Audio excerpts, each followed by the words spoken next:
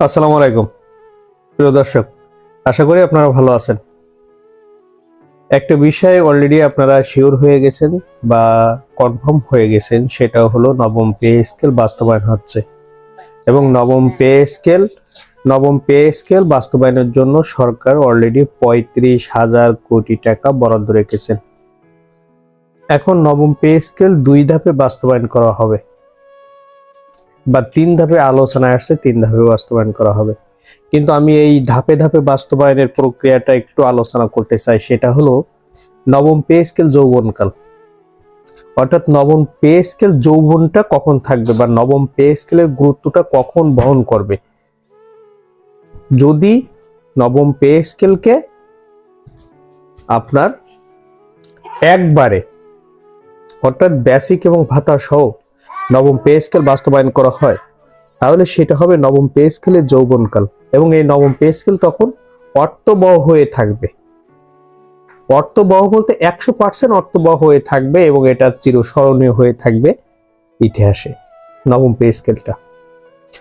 আবার যদি নবম পে স্কেল আপনার বেসিক এই অর্থ বছরে পাশ করলো, আবার যদি পরবর্তী বছরে ভাতা পাশ করে, সেটা হবে পে স্কেলের মধ্যবয়স্ককাল।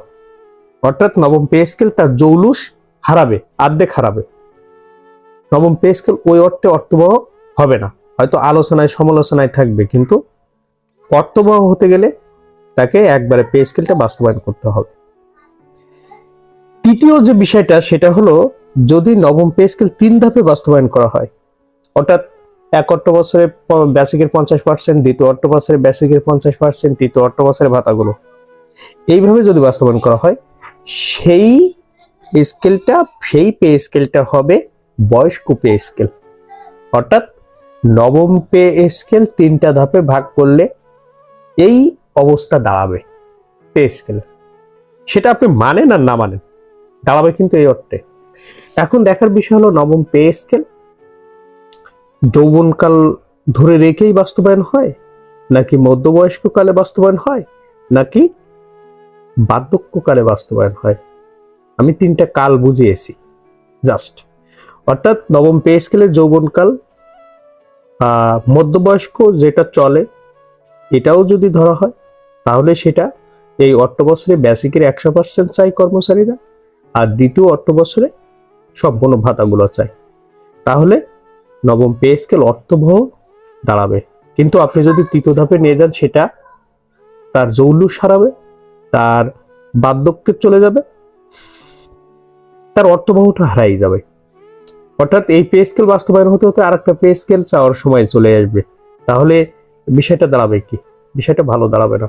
অর্থাৎ নবম পে স্কেলকে অর্থবহ করতে হলে, অর্থাৎ তার যৌবনকাল ধরে রাখতে হলে, অবশ্যই এই অর্থ বছরে পরিপূর্ণ পে স্কেলটা দেওয়ার কথা থাকলেও যদি না পারেন অর্থনৈতিক কারণে, সেটা 100% বেসিকটা দিয়ে দেন, সেটাই সব থেকে ভালো হবে।